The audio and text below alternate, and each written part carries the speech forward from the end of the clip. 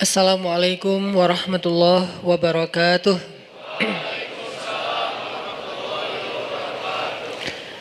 Innal hamdalillah nahmaduhu wa nasta'inuhu wa nastaghfiruh. Asyhadu an la ilaha illallah wahdahu la syarikalah wa asyhadu anna Muhammadan abduhu wa rasuluh. Radina billahi rabba wa bi Muhammadin nabiyya wa bil islami dina. Allahumma salli wa sallim wa barik ala sayyidina Muhammadin wa ala alihi wa sahbihi ajma'in. Rabbi syrah li sadri wa yassir li amri wahlul 'uqdatan min lisani yafqahu qawli. Teman-teman sekalian yang dirahmati Allah Subhanahu wa taala, yang semoga selalu dijaga hatinya oleh Allah Subhanahu wa taala agar selalu thiqah billah, agar selalu percaya dan yakin kepada Allah Subhanahu wa taala.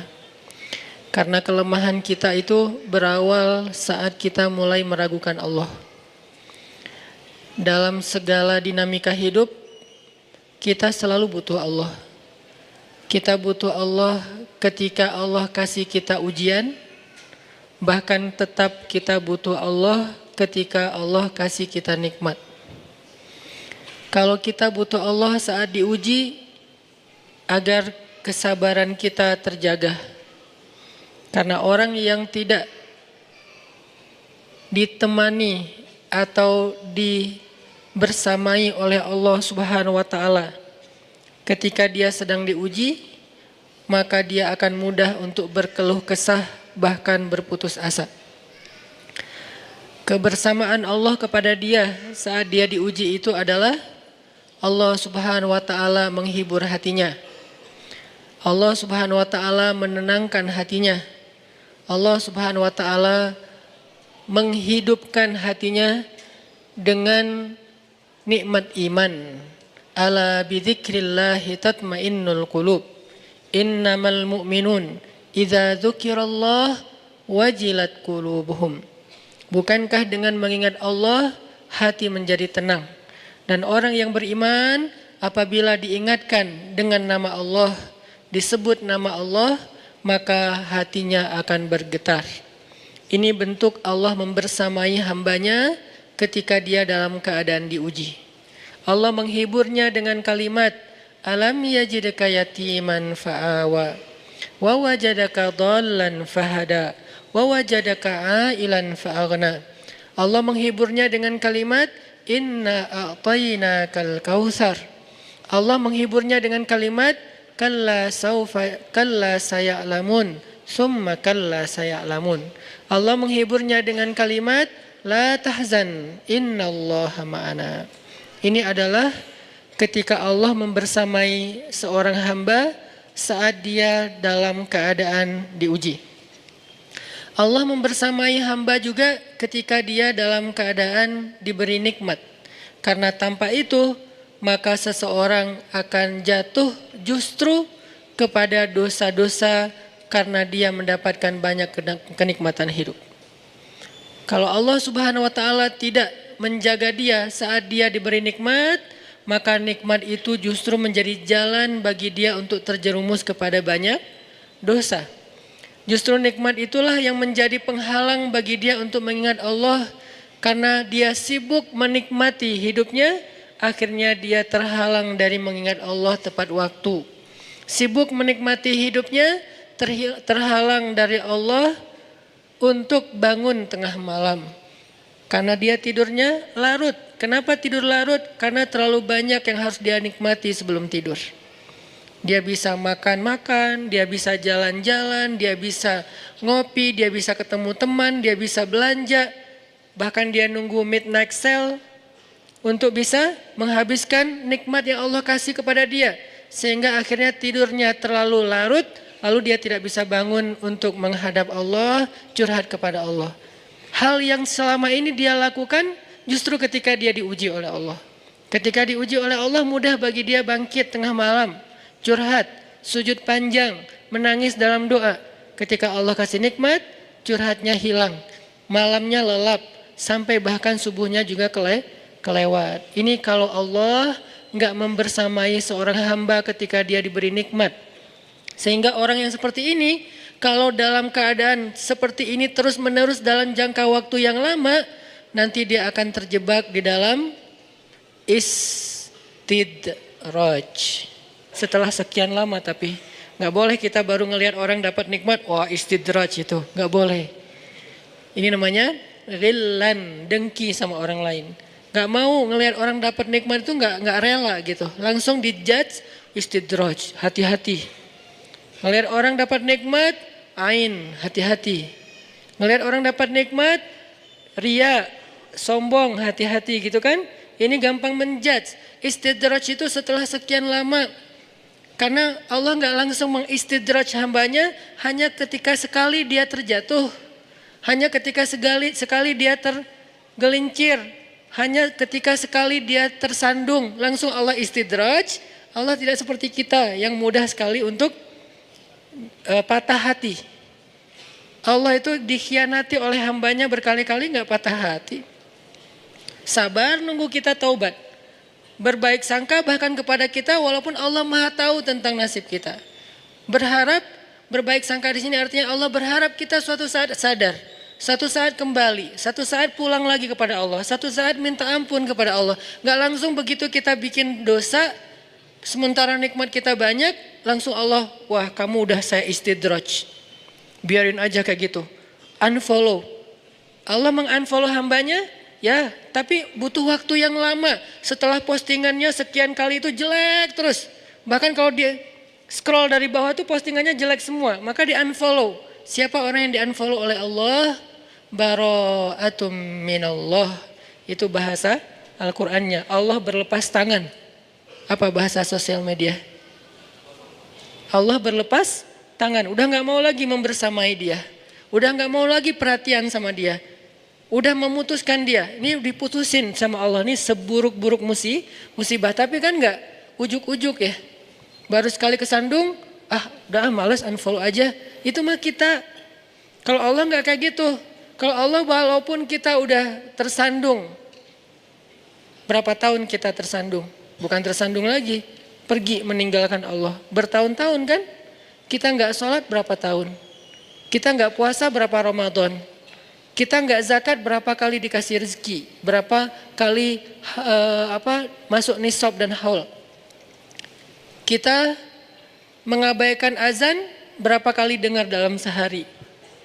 Apakah langsung Allah istidraj? Enggak. Tapi kalau kita terus-terusan kayak gini, satu saat Allah biarkan kita istidraj. Sanastadrijuhum min haitsu la ya'lamun. Akan kami istidraj mereka dari jalan yang mereka nggak pernah duga. Maksudnya mereka pikir hidup mereka baik-baik saja. Mereka pikir mereka tidak akan celaka lagi. Mereka pikir mereka tidak akan bisa binasa lagi. Itu disebut di dalam surat Al-Mulk, disebut di dalam surat Al-Kahfi, cerita tentang orang-orang yang kufur sekian lama sampai dia berkeyakinan saya nggak mungkin rugi, saya nggak mungkin celaka. Dari jalan mana saya akan celaka sementara saya punya segalanya. Dalam kondisi kayak ginilah orang sanastadrijuhum min haitsu la ya'lamun. Akan kami istidraj, akan kami giring mereka dari jalan yang mereka enggak pernah duga kepada apa digiring. Bukan kepada kesesatan. Allah tidak menyesatkan hambanya. Kalimat Allah menyesatkan di sini artinya Allah membiarkan sesat. Kalau kita menerjemahkannya, Allah memberi petunjuk dan menyesatkan, kok Allah jahat banget ya? Pilih-pilih hambanya, yang ini dikasih petunjuk, yang ini dibiarkan disesatkan. Enggak, arti Allah menyesatkan bukan Allah memberi dia kesesatan. Allah tidak menyesatkan hambanya, Allah Maha Rahim, Maha Rahman. Terus arti menyesatkan di sini adalah orang yang memilih jalan kesesatan, Allah biarkan. Padahal dia sudah diberi petunjuk lewat banyak para nabi, para penasehat, para ya bolehlah disebut motivator atau apapun gitu kan. Tapi dia nggak mau dapat nasihat. Akhirnya Allah biarkanlah tersesat. Kan udah dikasih kesempatan. Ini artinya sanastadrijuhum min haitsu la ya'lamun. Artinya orang itu akan Allah giring kepada kerugian. Kalau bahasa surat Al-Baqarah, ulaikal ladzina ishtarawud dhalalata bil huda fama rabihat tijaratuhum tijarah mereka, dagangnya mereka, hitung-hitungannya mereka, transaksinya mereka itu fama rabihat, enggak ada rabahnya, tidak ada untungnya. Jadi mudah-mudahan Allah jaga hati kita, baik ketika kita diuji, bahkan ketika kita diberi nikmat, supaya dalam keadaan dua keadaan ini kita tetap menjadi mukmin yang ajaban, yang ideal, yang baik, yang insya Allah Allah suka sama kita. Kalau diuji sabara fakana khairallah, kalau diberi nikmat syakara fakana khairallah. Kalau dia diuji dia bersabar, dan itu kebaikan untuk dia. Ternyata diuji ujung-ujungnya baik. Lewat apa ujian menjadi kebaikan? Lewat sabar. Bukankah Allah bilang wabasyiris sabirin? Sampaikan berita gembira kepada orang yang sabar. Ada banyak kebaikan yang Allah sediakan untuk orang yang sabar kalau dia sabar. Dan kalau diberi nikmat syakara. Kalau diberi nikmat dia bersyukur. Fakana khairallah. Kenapa nikmat kok menjadi kebaikan? Karena maksud nikmat dan kebaikan kan nikmat itu udah kebaikan. Kenapa ditambah kebaikan? Maksudnya dengan dia bersyukur Allah tambahkan kebaikan itu. La in syakartum la azidannakum. Jadi orang beriman itu kayaknya hidupnya tuh nggak ada, harusnya sih nggak ada bete-nya. Hidupnya tuh nggak ada istilah, aduh hari ini gue kayak rugi banget nih. Nggak ada orang yang beriman rugi. Mau dia dalam keadaan, kan hidup kita tuh di antara dua itu kan. Kalau cuman varian ujian itu aja macam-macam. Varian ujian itu misalnya kalau di surat Al-Baqarah Allah menyebutkan 3 varian ujian kan. Ba'sa, dharra, zulzilu. Ujian fisik, ujian harta. Harta ini termasuk karir, kerjaan, usaha, bisnis. Dan ujian zulzilu, ujian perasaan, termasuk diputusin. Atau orang yang dekat sama kita jadian sama yang lain. Atau mungkin di unfollow oleh, ya gitu deh. Saya kalau udah ngebahas bab ini agak gimana gitu. Jadi 3 varian ini masuk kategori apa? Masuk kategori ujian. Tetap aja 2. Kalau nggak ujian nikmat, antara 2 itu nih. In asabathu sarra syakara wa in asabathu dharra sabara. Udah gitu aja. Dan nanti bahkan sampai ayatnya gini. Alladzina yunfiquna fis sarra'i wad dharra. Orang yang tetap beramal soleh lewat hartanya dalam keadaan dia berkelebihan atau dalam keadaan dia kekurangan. Itu mukmin, keren banget gitu. Dia tuh nggak pernah kehilangan kesempatan berbuat baik. Baik berbuat baik. Gimana nih? Baik beramal soleh ketika dia dalam keadaan dikasih nikmat, maupun beramal soleh ketika dia dikasih ujian, tetap aja beramal soleh. Contoh yang ayat tadi, yunfikuna fis sarra, berinfak dalam keadaan sarra, dalam keadaan bahagia, senang, lagi dapat untung gitu kan. Ataupun yunfikuna fid dharra, tetap berinfak walaupun dia dalam keadaan dharra, dalam keadaan susah. Dalam keadaan dor itu kan bahaya. Ini kalau saya infak nih bahaya nih buat saya nih. Kalau saya kasih nih saya kayak nggak ada tabungan buat mahar nih. Kalau saya kasih ke dia, terus saya gimana? Gitu kan? Ini dor banget nih, bahaya banget nih. Tapi dia tetap berinfak. Siapa yang mencontohkan hal seperti itu? Selain pastinya Rasulullah udah nggak diragukan lagi. Yang jadi kayak simbol berinfak walaupun dia butuh. Orang-orang Ansor, yu'thiruna ala anfusihim walau kana bihim khasasah. Mereka mendahulukan orang muhajirin atas dirinya sendiri. Walaupun sebetulnya dia juga butuh kepada kebaikan itu. Tapi dikasih buat muhajirin. Ini namanya yunfikuna fid dharra, bukan fis sarra. Berinfak dalam keadaan susah. InsyaAllah nanti kita lanjutkan renungan-renungan menambah iman ini setelah kita sholat isya. Barakallahu fikum. Bismillahirrahmanirrahim. Teman-teman yang dirahmati Allah Subhanahu wa taala, tadi kita membahas tentang harapan agar Allah Subhanahu wa taala selalu menjaga hati kita agar setiap saat kita bisa thiqah billah, bisa percaya dan yakin kepada Allah. Karena Allah satu-satunya pegangan kita. Kalau kita nggak berpegang kepada Allah, jangankan saat dikasih ujian, dikasih nikmat aja bisa oleng gitu kan. Apalagi dikasih ujian. Dikasih nikmat aja bentuk olengnya apa? Masih ngeluh. Udah dikasih nikmat, masih ngeluh. Apalagi dikasih ujian lebih, bukan ngeluh lagi, keluh kesah jadinya. Dan akhirnya berputus asa. Orang yang Allah jaga hatinya dalam keadaan senang dan susah, salah satu contohnya adalah orang yang yunfiquna fis sarra'i wad dharra. Orang yang bisa tetap beramal soleh, tetap berinfak, bisa tetap bantu orang, bahkan ketika dia dalam keadaan dharra, dalam keadaan susah. Yang kadang-kadang ngebantu orang itu beresiko buat dia sendiri. Dia sendiri lagi butuh bantuan, tapi dia juga malah bantu orang lain. Selama yang dia lakuin ini tidak menzalimi hak orang-orang yang menjadi tanggungannya. Ini penting catatannya di sini nih. Jangan sampai kita menjadikan narasi ini sebagai dalil bantu orang walaupun kita dalam keadaan butuh. Kalau kita sendiri sih nggak masalah. Tapi kalau yang butuh ini adalah keluarga, maka kita harus bermusyawarah dengan keluarga kita. Mereka punya hak untuk menentukan ya atau tidak. Kalaupun tidak, kita nggak boleh menjudge mereka tidak soleha. Misalnya seorang suami lagi punya hutang. Hutang itu kan tanggungan bersama kan? Karena nanti kalau datang debt collector, kalau ada tagihan yang akan menanggung gelisah, takut, terancam, nggak nyaman itu bukan cuman suami, tapi juga istri ngerasain gak nyamannya didatengin orang yang tuh nagih hutang tuh gak nyaman.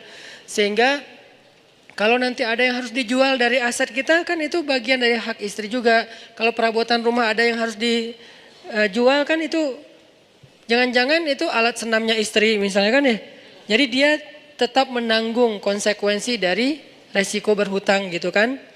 Sehingga kalau misalnya kita lagi punya hutang, terus kita mau bantu orang yang juga punya hutang, cuman dia kayak darurat banget. Kalau yang diambil itu dari bagian kita, gak apa-apa. Kita yang nanggung konsekuensinya. Tapi kalau yang diambil itu adalah bagian keluarga, gak boleh sembarangan. Mah, kan kata Ustadz juga, yunfikuna fid dharra, berinfak dalam keadaan susah. Orang-orang Ansar, yu'thiruna ala anfusihim, walau kana bihim khasasah. Kita ngeluarin dalil itu fasih, tapi ternyata salah tempat. Dalilnya nggak diragukan kesahihannya, ayatnya jelas. Apa yang ada yang di surat Al-Baqarah, ada yang surat apa itu yang yusiruna ala anfusihim. Jadi artinya nggak salah dengan dalil, tapi kurang bijaksana. Kurang apa bijaksana teh? Kurang hikmah. Kurang wise, kurang bijaksana. Kenapa? Karena Abu Bakar As-Siddiq ketika beliau menginfakkan seluruh hartanya fi sabilillah, istrinya itu adalah siapa istrinya? Asma bintu Umais. Apakah istri kita Asma bintu Umais? Bukan, istri kita Ais. Bukan Asma, beda atuh. Jadi jangan paksain Teh Ais seperti Asma. Dan Asma juga nggak terpaksa melakukan itu. Kalau istri kita sekelas dengan Asma bintu Umais, siapa Asma bintu Umais? Seorang perempuan, seorang istri yang setelah suaminya jadi khalifah, nafkahnya kurang drastis. Drop banget nih nafkah keluarganya. Saking dropnya, sampai nggak bisa makan daging, nggak sanggup beli daging. Lalu karena kangen pengen makan daging dan pengen ngelihat suaminya juga makan daging, kasihan. Akhirnya dia sisihkan dari belanja hariannya, ditabung. Setelah beberapa lama udah cukup beli daging sedikit, nggak banyak, nggak 1 kilo, cuman sedikit. Terus dia minta izin lagi ke suaminya. Padahal kan itu bagian dia kan, hak dia kan. Karena uang nafkah itu berarti udah diberikan kepada istri. Masih minta izin. Ya Aba Bakr, wahai Abu Bakar, wahai suamiku, ini ada sisi sedikit dari uang belanja, aku sisihkan setiap hari, udah bisa beli daging sekarang, boleh enggak aku beli daging? Kasihan kamu enggak pernah makan yang lebih layak. Kata Abu Bakar, Asma, ternyata gaji saya masih lebih. Boleh enggak kalau ini kita berikan kepada Baitul Mal dan mulai bulan depan gaji saya dikurangi karena ternyata masih lebih. Apa kata Asma? Sami'na wa ata'na. Istrinya ini Asma bintu Umais, perempuan yang punya 3 suami, 3-tiganya ahli surga. Ja'far, Abu Bakar, Ali. Dan ini kisah di masa Abu Bakar. Nanti ada kisah di masa Ja'far yang juga luar biasa, yang sapu lidi itu. Ada kisah di masa Ali yang juga luar biasa, anaknya saling memamerkan ayah mereka. Karena dari 3 suami, 3-tiganya punya anak laki-laki. Anak Abu Bakar bilang ayah saya paling baik, anak Ali bilang ayah saya paling baik, anak Ja'far bilang ayah saya paling baik. Terus yang mana nih? Kan bingung Asma teh. Yang ini bilang ayah saya nih pemuda surga, sebaik-baik pemuda Makkah. Ayah saya sebaik-baik orang tua Makkah. Masing-masing membanggakan ayahnya. Masing-masing punya cerita-cerita kehebatan Asma bintu Umais. Artinya nggak bisa juga sembarangan kita mengambil hak keluarga kita lalu kita dengan alasan berinfak dalam keadaan dharra. Nggak boleh, karena itu tidak bijak. Sehingga ketika ada sahabat yang ingin menghabiskan hartanya untuk infak, minta izin ke Nabi, Nabi nanya, kamu punya keluarga? Punya anak? Punya. Ya udah, beri bagian mereka. Kalau gitu setengah ya Rasulullah? Enggak, masih kebanyakan. Kalau gitu sepertiga ya Rasulullah? Itu pun masih kebanyakan, tapi cukuplah. Sepertiga aja masih kebanyakan, tapi cukup. Lalu bagaimana dengan Abu Bakar? Abu Bakar lihat dulu, makanya kita nggak bisa memahami satu dalil tanpa mendalami konteksnya. Jangan sampai kita menggunakan cerita Abu Bakar untuk membolehkan diri kita melakukan apapun yang kita suka. Mah, papa nih pengen jadi Abu Bakar. Tugas kita didik dulu istri kita biar jadi Asma. Baru nanti kita bisa jadi Abu Bakar. Abu Bakar itu keberhasilannya bukan hanya berinfak dengan seluruh hartanya. Keberhasilan Abu Bakar juga di situ, adegan itu adalah dia berhasil mendidik Asma menjadi seorang istri yang mampu berlapang dada ketika suaminya berinfak dengan seluruh hartanya dan nggak punya apa-apa lagi yang tersisa. Tapi kalau nggak jadi seperti Asma pun jangan langsung dijudge, mamah nih jauh banget dari Asma. Ya Allah, gimana ini? Galau Jangan, karena lahum darajatun inda rabbihim faddalna ba'dahum ala ba'd. Kami berikan kelebihan sebagian orang atas sebagian yang lain. Dan istri Nabi juga beda-beda kelebihannya. Para anbiya beda-beda kelebihannya. Ada para nabi yang kelebihannya lebih kepada suara. Nabi siapa? Daud. Sampai Allah Subhanahu wa taala menundukkan semesta untuk ikut berzikir bersama Daud. Yang saya menyebutnya dengan istilah konser kolosal. Tapi konsernya bukan nyanyi lagu syair, lebih kepada zikir, perform. Nabi Daud perform, tapi crowdnya itu bukan manusia.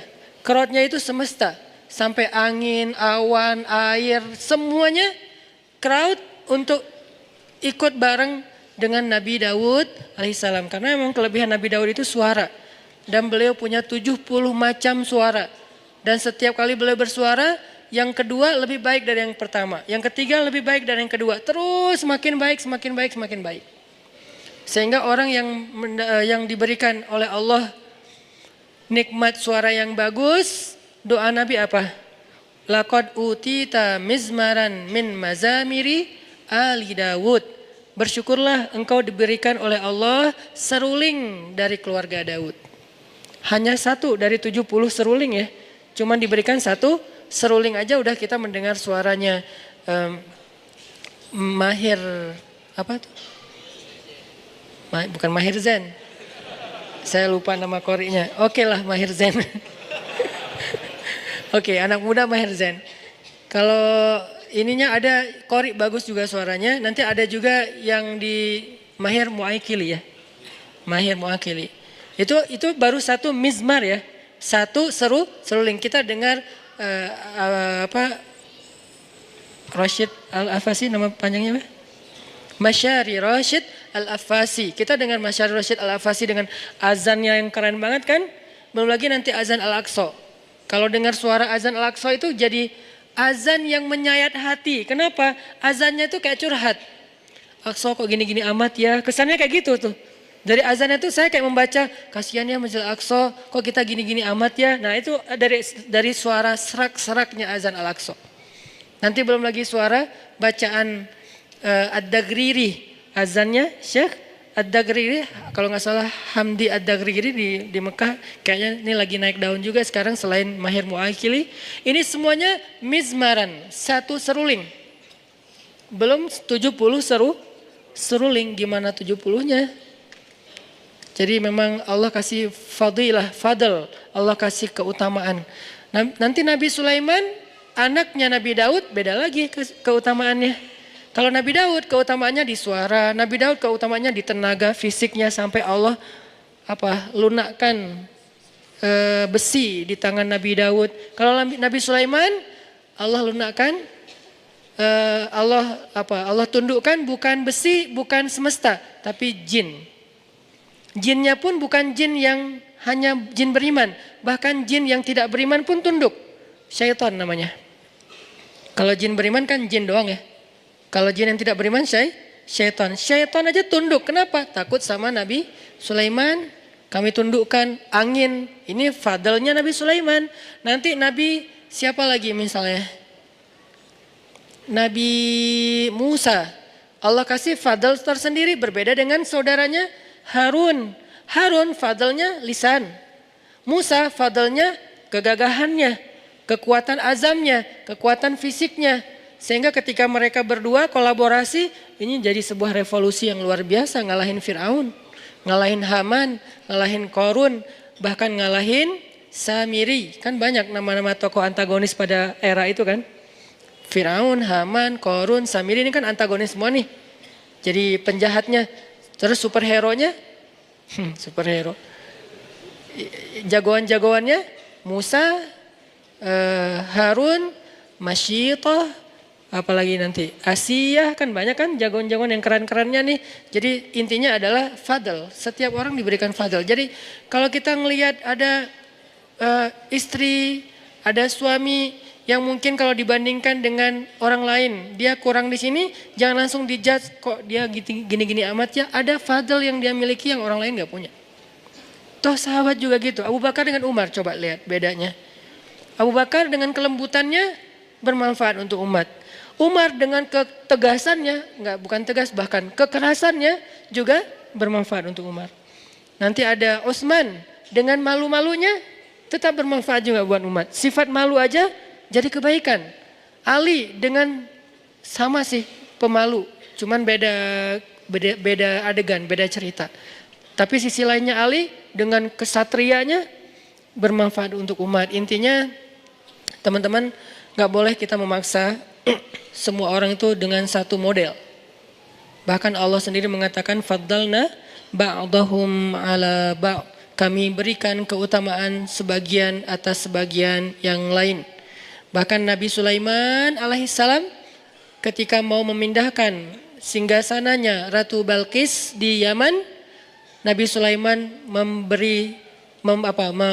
memberikan tender kepada para pengikutnya. Siapa yang mau memindahkan singgasana Balqis? Terus ada jin, Ifrit bilang saya bisa pindahkan istana itu sebelum rapat ini bubar. Sebelum rapat ini bubar. Apa bahasa di Al-Quran? Dalam sebelum Anda bangkit, sebelum Sulaiman bangkit dari tempat duduk. Kata ulama tafsir artinya bukan seukuran berapa detik saya bangkit, bukan gitu.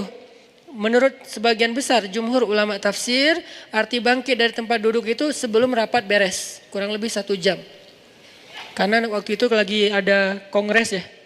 Kongres di zaman Nabi Sulaiman, kumpulin semua yang pemimpin-pemimpin kabilah, yang ahli-ahli di segala bidang, prajurit, panglima-panglima militer, kongres besar.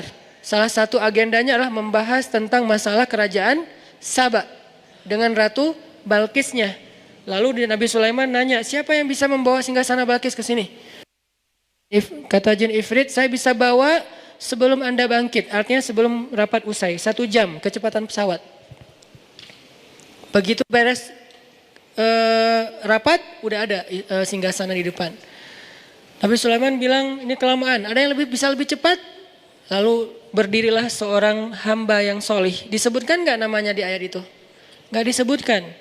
Kenapa? Bukan itu intinya. Yang Allah mau sampaikan kepada kita, banyak orang yang Allah berikan kelebihan tapi gak terkenal. Banyak orang yang Allah berikan kelebihan tapi dia mungkin nggak dalam segala hal. Dalam satu hal aja. Cuman bagian itu doang dia lebih. Bagian yang lain Nabi Sulaiman lebih. Sehingga dia mengatakan saya bisa membawa istana Balqis dalam satu kedip mata. Kedip mata itu udah ada, bukan.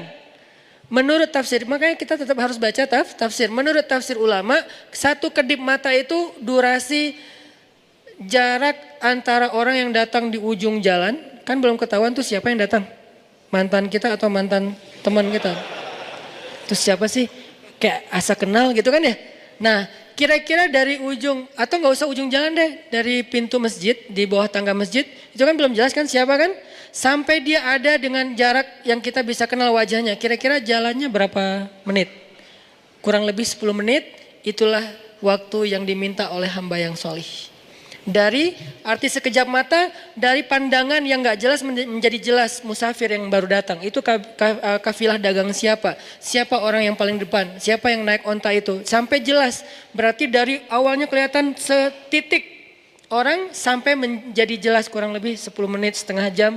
Itulah waktu yang dia butuhkan. Lebih cepat daripada yang pertama. Maka Nabi Sulaiman pun memberikan kesempatan orang itu, dia berdoa saja kepada Allah. Bukan dia sakti mandraguna terus dia terbang bawain singgasana Balqis. Apaan nih? Kenapa nih? Enggak gitu sih. Itu mah dongeng ya. Dia hanya minta ya Allah. Kenapa? Nih orang, nih pelajaran lain ya. Dia itu dikasih kesempatan oleh Allah Subhanahu wa taala, satu kesempatan berdoa. Dia itu dikasih satu kesempatan berdoa dan pasti Allah kabulkan. Dan kesempatan itu enggak pernah dia pakai kecuali saat itu. Ini sebagian ulama tafsir bilang kayak gini. Dia tuh dikasih kesempatan sal tu'toh. Kamu minta satu hal nanti akan aku kasih. Dia tunggu. Dia gak langsung. Oh boleh ya Allah. Ya udah ya Allah saya pengen nikah. Enggak. Dia tahan diri. Dia ikhtiar aja. Yang itu dia gak pakai. Jadi kartu doa yang paling diijabah itu gak dipakai buat kebutuhan pribadi dia. Untuk nikah kah. Untuk dagang kah. Untuk lulus kuliah kah. Untuk apalah segala macam. Enggak. Dia tunggu sampai yang paling penting baru dia pakai. Kapan paling penting? Ketika seorang pemimpin membutuhkan support dari dia. Siapa yang bisa support saya dalam dakwah? Siapa yang bisa support saya untuk ekspansi kekuasaan yang adil, yaitu kekuasaan agama Allah? Baru dia pakai ya Nabi ya Allah saya. Lalu dia angkat tangannya, dia bilang ya Allah, tolonglah Sulaiman. Bawalah singgasana Balqis ke hadapannya sehingga engkau akan tunjukkan kekuasaanmu supaya Balqis beriman. Langsung Allah bawa. Jadi dia pakai satu-satunya kesempatan dia berdoa, bukan ngedoain orang yang udah mutusin dia tanpa alasan. Ya Allah dia jahat banget sih. Ini walaupun sebetulnya doa kita kan banyak ya kesempatannya. Ini artinya kalau sekali-kalinya kita dikasih kesempatan berdoa yang lain gak diijabah kecuali sekali. Maka sebaik-baik orang yang menggunakan doa itu adalah untuk mendoakan kepemimpinan atau diberikan seorang pemimpin yang solih, pemimpin yang adil, pemimpin yang bisa menjadi khalifatullahi fil ard, menjadi wakil Allah di muka bumi. Arti wakil Allah itu menyebarkan agama Allah yang adil di muka bumi. Rahmatan lil alamin. Maaf ya agak kemana-mana nih. Sebetulnya yang mau dibahas bukan ini sih. Ini mah prolognya jadi kelamaan. Nggak apa-apa lah. Mudah-mudahan jadi motivasi ya buat kita untuk tadi intinya balik lagi ke awal. Semoga Allah menjaga hati kita dalam sikoh. Dan malam ini baru mau bahas. Dan malam ini kita akan sesuai dengan feedster yang udah disebar oleh teman-teman Shift Media. Saya akan coba sharing sedikit dari, saya yakin di sini bukan saya doang yang pernah ke Jepang. Saya mah juga baru beberapa kali doang. Pasti ada teman-teman yang mungkin udah bolak-balik ke Jepang. Agak-agak bete dikit, ke Jepang gitu. Ada yang kayak gitu mungkin ya. Ada yang pengen belanja bawang ke Jepang. Ada yang kangen udang ke Jepang. Oh pengen makan udang ke Jepang aja. Padahal udang banyak di sini bertebaran, tapi pengen yang asli yang dari Jepang misalnya. Ada yang setiap winter ke Jepang. Ada yang mungkin pernah tinggal di Jepang. Ada yang bahkan sekarang lagi tinggal di Jepang live streaming. Jadi saya bukan bermaksud lebih sok tahu daripada teman-teman. Hanya angle saya kemarin seminggu ke Jepang itu mudah-mudahan semakin menegaskan sebuah pesan yang selama ini udah kita saksikan sendiri. Kita dengar dari teman atau bahkan teman-teman yang di Jepang mungkin ngalamin langsung. Tentang moral, akhlak. Kalau di Feedster teman-teman lihat seorang muslim Jepang yang ketika kita nyerahin satu hadiah kantong yang sekarang jadi program SIF itu untuk mengganti kantong plastik kalau kita belanja, terus kita sediain kantong yang kalau itu jadi kayak gantungan kunci, ditaruh di tas, ditaruh di motor. Jadi kalau kita belanja itu bisa pakai itu, nggak usah banyak pakai plastik supaya mengurangi sampah plastik. Ini hanya ikhtiar kecil lah dan nggak ada apa-apanya dibandingkan yang udah dilakukan banyak komunitas yang lain. Tapi kita ingin terlibat kecil-kecilan. Kita kasih ke dia, sebetulnya sederhana sih kantong itu, harganya murah, desainnya biasa sebetulnya, cuman buat kita sih bagian dari kepedulian gitu ya. Kita serahin nih, kita serahin sama dia, coba lihat gimana ekspresinya. Kayak gak pernah ngelihat kantong gituan ya. Padahal kan di Jepang udah banyak yang gitu, malah saya juga beli di Jepang untuk jadi kayak sampel, kita bikin gini yuk. Jadi kita di Jepang malah belajar tentang bikin kantong yang lebih bagus, yang lebih murah dan lebih kayak nyaman aja dipakai gitu dari bahan yang lebih bagus. Dia tuh kayak nggak pernah ngeliat kantong gitu, kayak tinggal di kutub mana gitu. Begitu kita kasih, oh gitu kan ya. Kenapa dia kayak gitu? Bukan karena dia nggak pernah lihat itu, karena dia menghargai kita. Ini namanya orang yang syukurnya tuh luar biasa. Makanya disebutkan oleh Kang Yusuf yang jadi sahabat kita di Jepang itu, di Jepang kan ada budaya orang berterima kasih. Berterima kasihnya tuh nggak sekali, berkali-kali. Kalau di situ disebutin siang, makasih ya tadi pagi udah dikasih hadiah ini. Besok makasih ya kemarin. Lusa makasih ya bulan lalu. Tahun depan makasih ya tahun yang lalu. Terus aja diingat kebaikan orang. Sebetulnya teman-teman, ini bukan budaya Jepang saja. Salah sebut lagi. Ini bukan budaya Jepang saja. Jauh 1400 tahun yang lalu, ini adalah sebuah habit, sebuah behavior yang udah diajarin Nabi kepada orang yang beriman. Apa kata Nabi? Kalau ada orang yang berbuat baik kepada kalian, maka balaslah kebaikan itu. Kalau kalian tidak mampu membalas kebaikan itu, maka doakanlah dia seolah-olah kalian sudah membayar kebaikannya. Itu satu cara kita menghargai orang lain. Banyak hadis pastinya. Kalau ada orang yang berbuat baik kepada kalian, maka balaslah kebaikan itu. Jadi kalau dia kasih kita hadiah, balikin hadiah ke dia. Makanya bahasanya tahadu. Bukan ihdi, tapi tahadu. Apa arti tahadu? Saling memberi hadiahlah kalian. Jangan cuma nerima hadiah terus.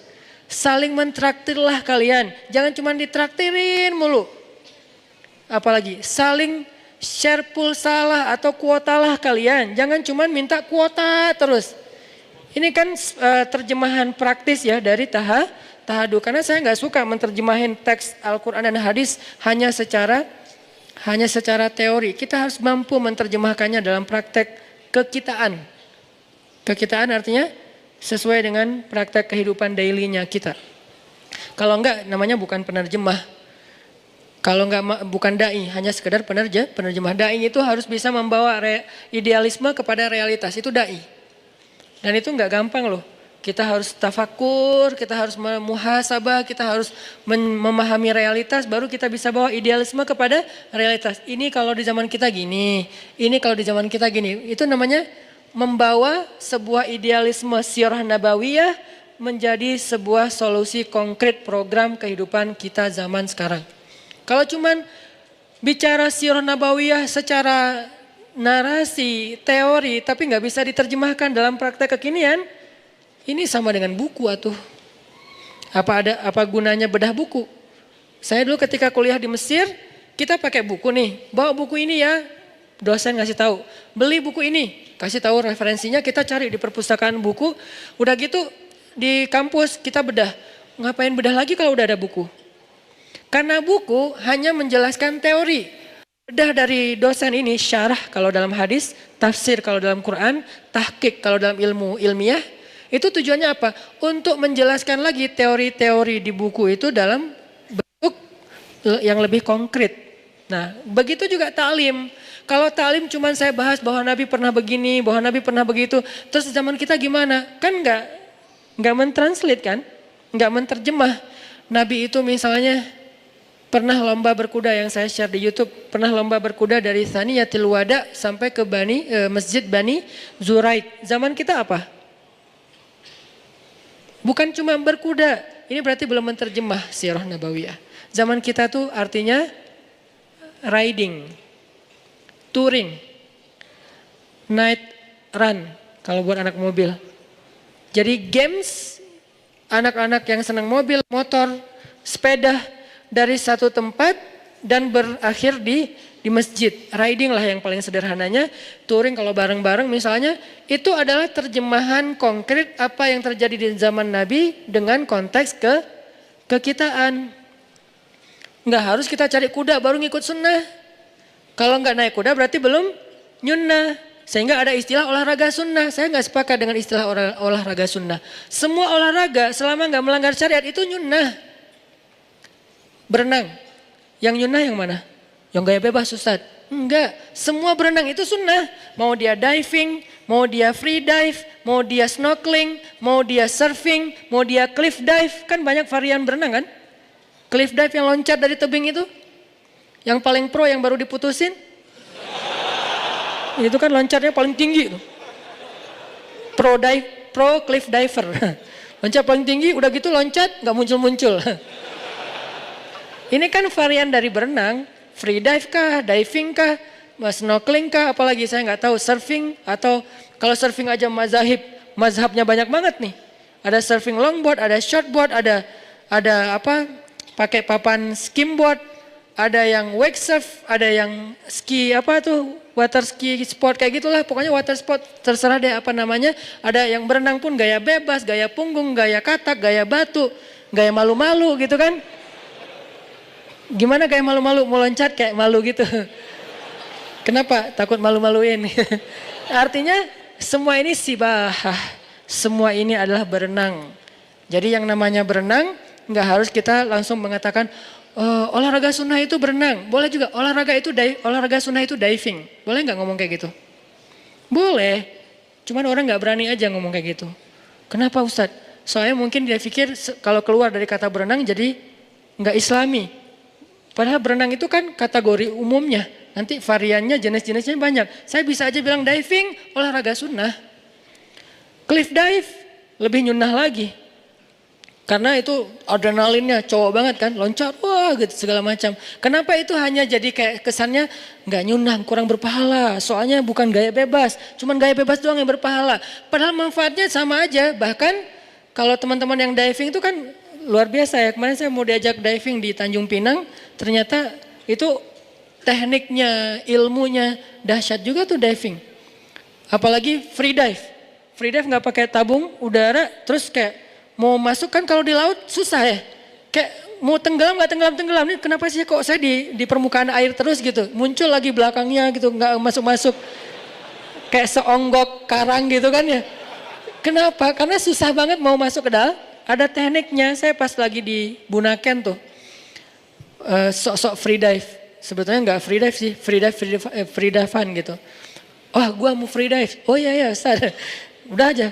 Sampai ke bawah, mau turun itu ada anak saya minta diambilin bintang laut kan di tebing gitu. Jadi agak di pinggir-pinggir tebing gitu. Ini kayak bahaya banget gitu kan. Yang di sebelah sana gelap, sebelah sini kayak warna-warni. Kata anak saya, Baba mau yang bintang laut itu tuh. Oh ya tenang, gaya kan.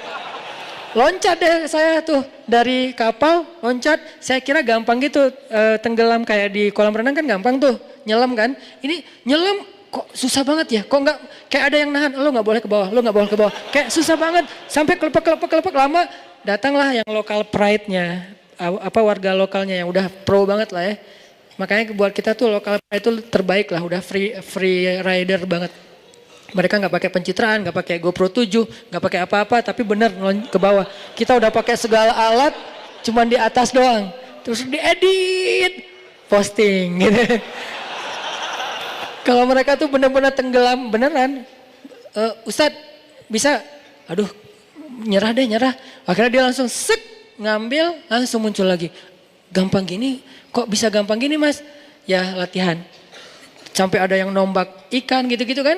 Itu kan semuanya olahraga air, berenang dan keren. Bahkan sebagiannya dipakai buat kemampuan militer. Militer kita juga ada yang diving, ada yang sampai berenangnya tangan dan kaki diikat kan sampai kayak gitu-gitu. Kalau di Palestina tuh orang Hamas, pasukan Hamas pakai berenang dengan jenis apa? Diving. Mereka pakai tabung udara diving dari Gaza tembus ke pangkalan militer Israel. Kan ada dulu serangan yang 10 prajurit Hamas angkatan laut yang katak gitu kan, angkatan pasukan katak masuk ke dalam, keluar nyerang. Kalau ini kan perang, namanya perang ya, saling tembak-tembakan, masa saling senyum gitu kan. Gitu. Itu bukan perang, itu dakwah, namanya jihad. Jadi jangan agak kagok gitu kalau ngomongin orang berperang, kok perang sih Ustaz? Namanya perang ya, tembak, masa perang gini, ya gitu dong.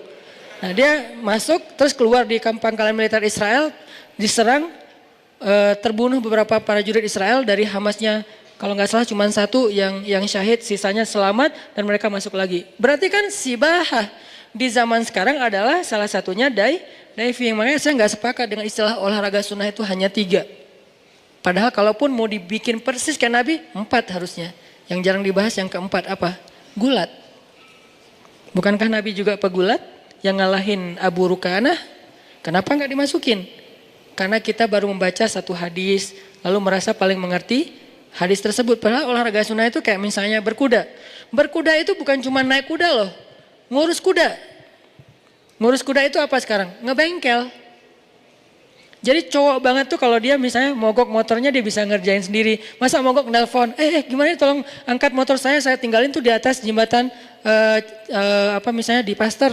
Ya kurang cowok sih.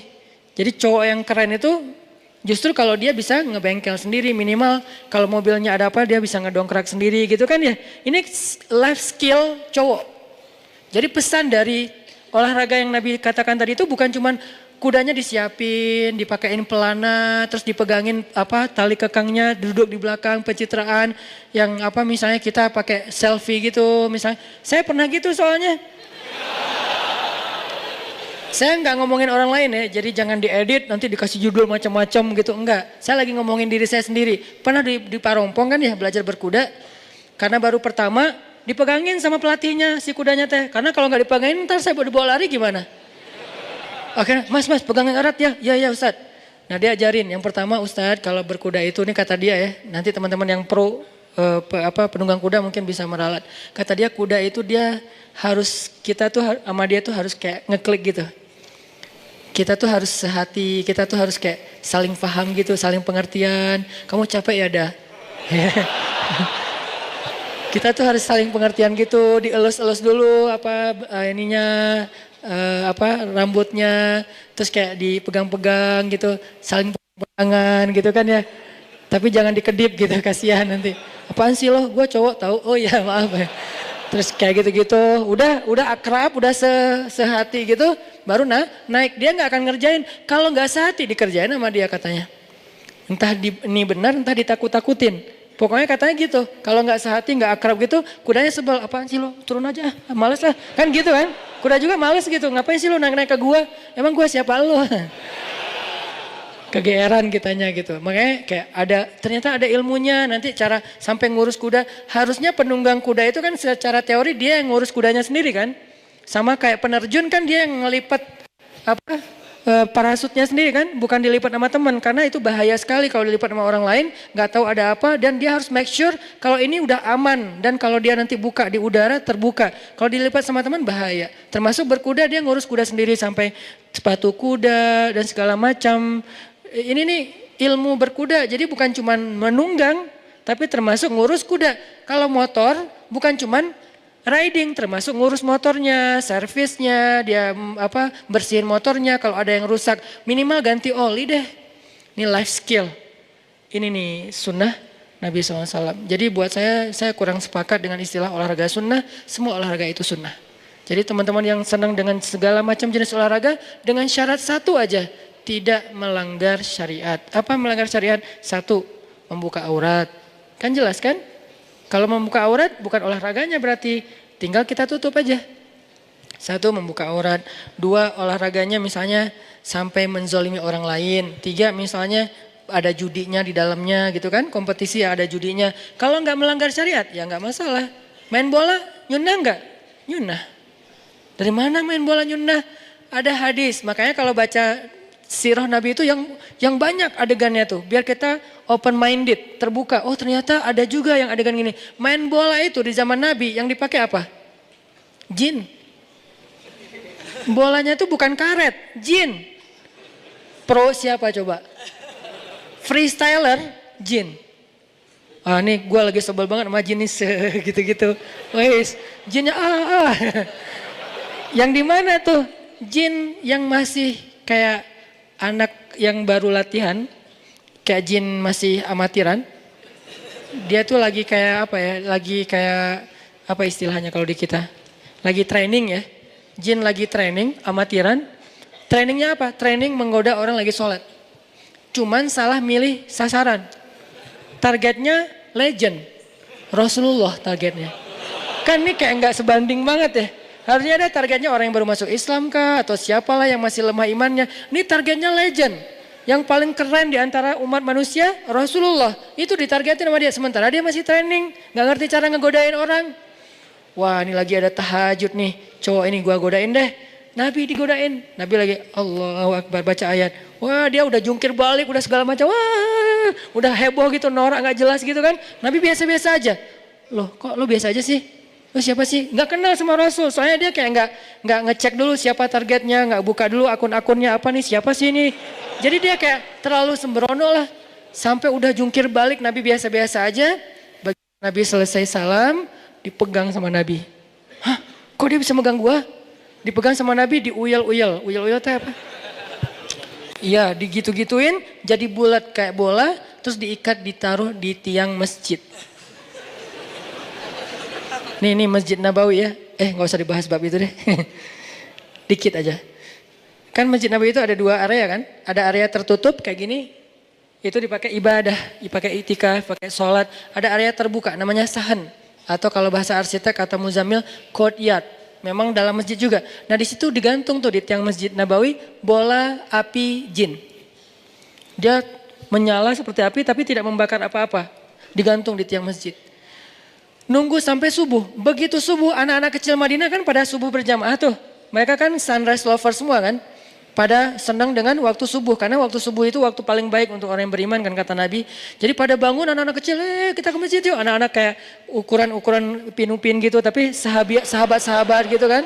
Anak-anak kecil, memang anak-anak di bawah 10 tahun. Ke masjid, ramai kan anak kecil ke masjid. Subuh-subuh kan seru banget ya. Subuh-subuh anak kecil pada ketemu gengnya. Ke masjid ramai-ramai. Begitu masuk masjid ngelihat, kok ada lampu apa tuh kayak bola? Wah ya habis subuh kita main bola itu ya. Pada bisik-bisik gitu. Habis subuh pengen main bola itu. Begitu selesai subuh Nabi ngambil bolanya dilepaskan. Pergi jinnya. Jangan balik lagi ya. Ya maaf salah target. Pergi aja dia. Kata Nabi apa? Kalau bukan karena doa saudaraku Sulaiman. Akan aku biarkan jin ini jadi bola ditendang oleh anak-anak di kota Madinah. Berarti sepak bola udah ada pada masa itu, cuman contoh dalilnya bola api jin. Kalau sekarang mungkin menyambut satu Muharram gitu kan ya. Atau menjelang Ramadan kan suka ada kayak kegiatan seru-seruan tuh. Sepak bola api gitu kan. Yang buat saya sih itu namanya local pride. Salah satu kebanggaan lokal lah. Selama tidak membahayakan dan tidak berlebihan sih. Ya namanya juga seru-seruan. Masa gak boleh gitu kan. Selama gak ada keyakinan. Ini api sebelum kita main sepak-sepak. Kasihan ntar gini-gini dulu. Kita nyembah-nyembah dulu. Kita ada kayak ritual dulu. Enggak sih. Cuman main doang. Seru-seruan. Itu mungkin asal muasalnya. Yang tadi. Cuman kalau ini api beneran. Kalau itu jin. Kalau jin di zaman kita kan mungkin gak akan ketendang ya. Kalaupun ketendang gak ada yang berani juga kali kan. Kayak jin. Innalillah auzubillahi minasyaitonirrajim. Pada lari gitu. Ayat kursi keluar, Yasin segala macam. Sahabat saking jago Nggak pakai ayat kursi, tendangan aja. Namanya juga jin, akhirnya jinnya dilepas sama Nabi. Kenapa dilepas? Bukan karena kasihan. Dia tuh harusnya dikasih pelajaran sama Nabi. Cuman kenapa dilepas? Nabi menghargai doa Sulaiman. Apa doa Sulaiman? Ya Allah, beri saya kekuasaan yang tidak engkau berikan kepada orang setelah saya. Apa kekuasaannya? Bisa menguasai jin. Sebetulnya Nabi bisa aja, cuman menghargai Nabi Sulaiman. Jadi di antara para Nabi kayak saling respect gitu. Ini mah bagian Sulaiman deh. Jangan saya nggak akan ngambil bagian itu. Kalau mau bisa lebih daripada Sulaiman. Sama kayak Nabi Musa membelah laut yang saya sering cerita. Nabi Muhammad membelah bulan. Lebih dahsyat siapa coba? Walaupun sama-sama dahsyat. Nabi Musa belah laut dengan seizin Allah. Nabi Muhammad belah bulan dengan seizin Allah. Bukan yang di bumi. Yang di luar bumi. Yang jadi planetnya bumi atau di luar angkasa. Lebih keren lagi nih. Cuman ya Nabi Muhammad kan tipenya nggak pamer kayak kita ya. Baru apa aja udah, wes langsung edit lagi, terus kasih back sound, di slow motion. Kebayang belah bulan slow motion? Demi untuk bisa diakui gitu kan, itu mah kita. Tapi saya nggak berani menjudge karena emang saya juga gitu soalnya. Main snowboard, yang jatuh-jatuhnya di skip. Yang jatuh jangan ditampilin ya, oh ya Ustaz. Yang jatuhnya nggak ada yang kelihatan, kecuali yang hadir pada masa itu off air. Kalau yang lihat di sosial media, wah Ustadz jago banget nih bisa backside terus frontside gitu kan. Itu kan yang bisanya, yang nggak bisanya terguling-guling kepala, terbentur segala macam. Nggak, itu hanya untuk saya dan teman-teman yang ikut. Jadi kalau pengen lihat saya jatuh, yuk ikut bareng. Promo, hard selling. Balik lagi tadi ngomong apa kok jadi kesini? Olahraga. Intinya sih, dia tuh menghargai banget pemberian kita sampai, arigato kata dia, makasih banyak, wah apa segala macam. Ekspresinya tuh kayak orang gak pernah ngeliat apa-apa. Ini namanya menghargai. Makanya Rasulullah SAW mengajarkan kita, kalau ada orang berbuat baik kepada kita, cobalah balas kebaikan dia. Tahadu, baru tahabu. Saling berhadiahlah kalian, jangan dihadiahin terus. Kita harus mikirin gimana ngebalas hadiah orang. Kalau gak sanggup, bisa jadi ada orang yang ngasih kita hadiah emang dia orang yang mampu. Kalau kita balas takutnya buat dia nggak terlalu berharga gitu kan. Kayak misalnya kita dikasih barang branded. Dan dia mampu beli barang itu dengan harga yang sekian. Kita mau balas dengan yang sama. Misalnya dia kasih kita misalnya baju branded harganya misalnya 400 ribu. Kita mau bayar ngasih dia 400 ribu asal lebar ya. Kenapa? Orang kos-kosan juga belum bayar. Ini gimana nih? Kalau nggak sanggup ngasih yang sama, maka kata Nabi doakan. Doakan dia sampai seolah-olah doa kita yang banyak itu sudah membayar kebaikan dia. Nah ini kan sama dengan yang tadi kan. Dia ucapin terima kasih sehari, besok juga, lusa juga, minggu depan, bulan depan, tahun depan. Terus sampai dia bisa merasa tenang. Saya udah berterima kasih dengan ucapan yang layak buat dia. Gak bisa sekali. Bukan, oh ya thanks. Gak gitu. Makasih ya, hatur nuhun, U-nya banyak. Hatur nuhun gitu kan. Kenapa banyak? Ini sunnah juga nih. Dalam cara menulis. Mungkin saking sopannya dia. Hatur nuhun titik. Panjang. Titiknya banyak lagi. Udah gitu senyum. Udah gitu ketawa. Guling-guling. Jadi agak alay banget gitu. Tapi ya itu kan ekspresi dia untuk saking bahagianya. Walaupun kadang-kadang dikasih sesuatu yang biasa aja. Ini nih, Nabi juga kayak gitu teman-teman. Dikasih apa aja sama orang, beliau tuh orangnya kayak selalu, ini berharga banget buat saya gitu orangnya. Di mana kita dibandingkan Rasulullah SAW? Apakah sunnah ini hanya tersisa di sana? Di negeri-negeri orang yang belum beriman? Kenapa mereka bisa mempraktekkan sunnah Nabi lebih baik daripada orang yang beriman? Bahkan orang yang sudah belajar sunnah, udah belajar hadis Nabi. Kenapa kita mengambil teks dari kata-kata Nabi, tapi tidak meniru perilaku Nabi SAW. Bukankah sunnah Nabi itu ada sirah, ada surah, ada sarirah. Ada sirah perbuatan Nabi, ada surah penampilan Nabi, tapi juga ada sarirah perasaan Nabi. Nabi rasa malu, Nabi rasa sungkan, Nabi rasa nggak enakan, Nabi rasa kasihan, Nabi rasa takut. Semua itu sunnah. Jadi kalau kita nggak ada rasa malu seperti rasa malunya Nabi, kita nggak ikut sunnah sarirah. Kalau kita orangnya nggak jaga perasaan orang lain, padahal Nabi sangat menjaga perasaan orang lain. Berarti kita nggak ikut sunnah sarirah. Jadi sunnah Nabi itu bukan hanya surah, Bukan hanya penampilan, banyak banget sunnah Nabi. Tapi kalau kita belum mampu mengikuti semua pun, maka kita belajar untuk menyempurnakan semampu kita. Saddidu wa qaribu, kata Nabi. Saddidu wa qaribu. Apa artinya? Berusahalah untuk semirip mungkin. Kalau nggak bisa semirip mungkin, minimal agak-agak menyerupai. Saddidu wa qaribu. Fa illam takun mislahum fatashabbahu bihim.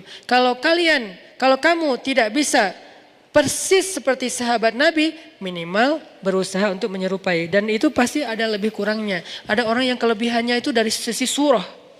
Surahnya itu surah Nabi banget. Kenapa? Karena emang secara fisik mungkin dia mendukung. Misalnya dia ada orang yang surah jenggotnya panjang. Bagus kan? Sepanjang ini. Ada yang pengen banget jenggotan udah pakai wak doyok, apa segala macam. Gak keluar-keluar juga Ustadz, gimana tuh?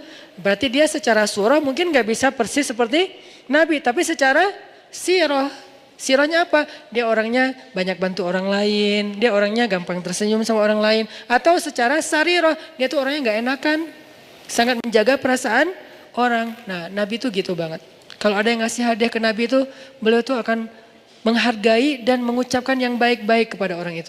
Contoh, ada yang ngajak Nabi makan di rumahnya. Nabi terima undangannya, padahal itu yang undang orang miskin. Ya Rasul, nanti makan di rumah kami ya. Oh ya. Datanglah Nabi ke rumahnya. Dikasih cuman roti, nggak ada selai, nggak ada susu, nggak ada daging.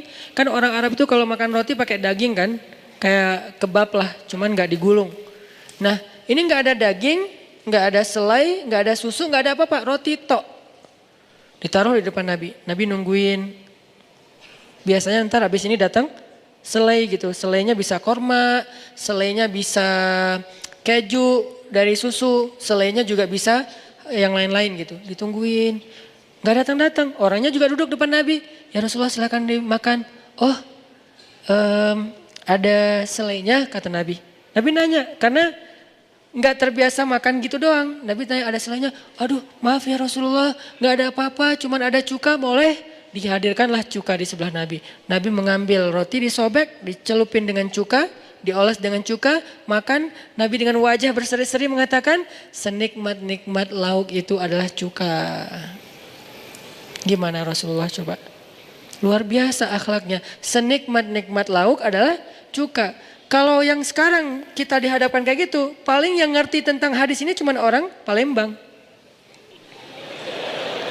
Karena orang Palembang memang memakai cuka untuk sebagai makanan favorit kan, yaitu empek-empek, dan emang enak. Jadi kalau udah sampai ke Palembang saya ngerti hadisnya. Benar juga sih kata Nabi, senikmat-nikmat lauk itu adalah cuka yang empek-empek. Cuman kalau di luar Palembang kita nggak ngerti kan senikmat-nikmat lauk itu cuka. Jadi jangan diterjemahin, ya itu mah wajar Ustaz, empek-empek emang enak. Ya oke, tapi kan ini bukan di Palembang, lagi di Arab. Orang Arab nggak tahu empek-empek. Jadi makan si roti teh pakai cuka itu nggak biasa di mereka. Sehingga ketika Nabi mengatakan senikmat-nikmat lauk itu cuka dengan wajah berseri-seri dan makannya seolah-olah enak banget makanannya itu teh. Kalau kita kan, oh ya. Terus kayak colek dikit, aduh saya tadi pagi sarapannya udah 2 kali, kenyang, maaf ya. Itu paling sopan tuh, itu udah paling sopan kan kita. Kalau Nabi lebih dari itu sopan santunnya. Senikmat-nikmat lauk cuka, tambah makan sampai orang. Gimana caranya membahagiakan yang memberi makanan. Nabi itu nggak pengen banget ngecewain orang yang ngasih beliau makanan. Itu tadi kita lihat dalam Fister, oh arigato, apa segala, kayak nggak pernah lihat, apa ini saya belum pernah lihat seumur hidup. Seolah-olah gitu kan. Ini cara dia mengapresiat orang yang memberikan hadiah kecil yang tadi. Itu tuh akhlak keren banget. Apa salahnya kita belajar kepada orang yang belum beriman pun kalau itu kebaikan? Bukankah kita disuruh ambil nasihat dari siapapun walaupun dari mulut budak Habasyah? Terimalah kebenaran walaupun itu keluar dari mulut budak Habasyah. Emangnya itu nggak ada di Madinah? Ada tapi bagian yang berbeda. Nggak ada di Mekah? Ada tapi bagian yang berbeda. Cuman udah jarang juga saya lihat sekarang. Ini nih jadi kayak saya pas ke beberapa negara yang mungkin mayoritasnya non muslim tuh sedih gitu. Ada giroh. Apa arti giroh? Cemburu. Giroh itu bukan semangat. Kalau semangat itu hamasah. Kalau giroh itu artinya cemburu. Ada giroh, cemburu. Kok bisa ya negeri orang yang gak beriman tapi kok akhlaknya seperti Rasul dan seperti zaman nggak seperti Rasul sih, seperti zaman Rasul yang diajarkan seperti yang diajarkan Rasul. Kok di negeri orang yang beriman susah tersenyum, nanya alamat aja dia marah-marah, nanya toilet aja dia nggak mau ladenin. Saya pakai bahasa Inggris, nggak diladenin. Akhirnya saya pakai bahasa Arab. Ainal hammam, saya tanya. Dia ngomong aja sama temannya, teh, ngasih teh, minum teh. Hammam fen, saya tanya. Terus aja. Saya pikir dia nggak dengar. Akhirnya saya keras lagi suara saya. Ya haji, fen hammam, marah dia. Astagfirullahaladzim. Ini nih di pusat Rasulullah lahir, tempat dakwahnya Rasulullah. Kemana akhlak Rasul? Tidak bolehkah kita menjadikan ini sebagai bahan untuk evaluasi dan muhasabah diri?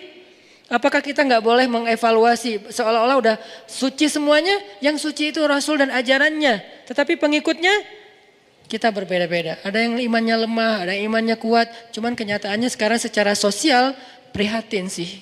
Agak krisis. Di pusat yang harusnya orang ngelihat inilah Islam, malah ngelihat kok Islam gini. Ini kan kasihan ya. Jadi ini adalah bentuk ghirah kita. Kita pengen Mekah lebih daripada Tokyo. Kita pengen Madinah lebih daripada di negeri-negeri lain dalam sosial, bukan dalam ritual ya. Kalau ritual udah pastilah terbaik karena itu pusat ibadah seluruh dunia. Tapi dalam sosial ada orang soleh banyak. Cuman yang keseharian kita lihat sampai di jalan-jalan manggil artis Indonesia kan ya. Kita bawa istri, saya marah kalau istri saya dipanggil dengan nama artis yang mungkin lagi apa gitu di Indonesia. Apa gitu kan, nggak boleh disebut namanya kan. Itu kan sering tuh. Yang di Madinah kita datang ke hotel, kadang-kadang saya kayak digini-giniin gitu. Haji, apaan sih lo? Gitu. Jadi kayak, kenapa sih kok saya dicolek-colek gitu kan, saya merasa kayak ternodai sih.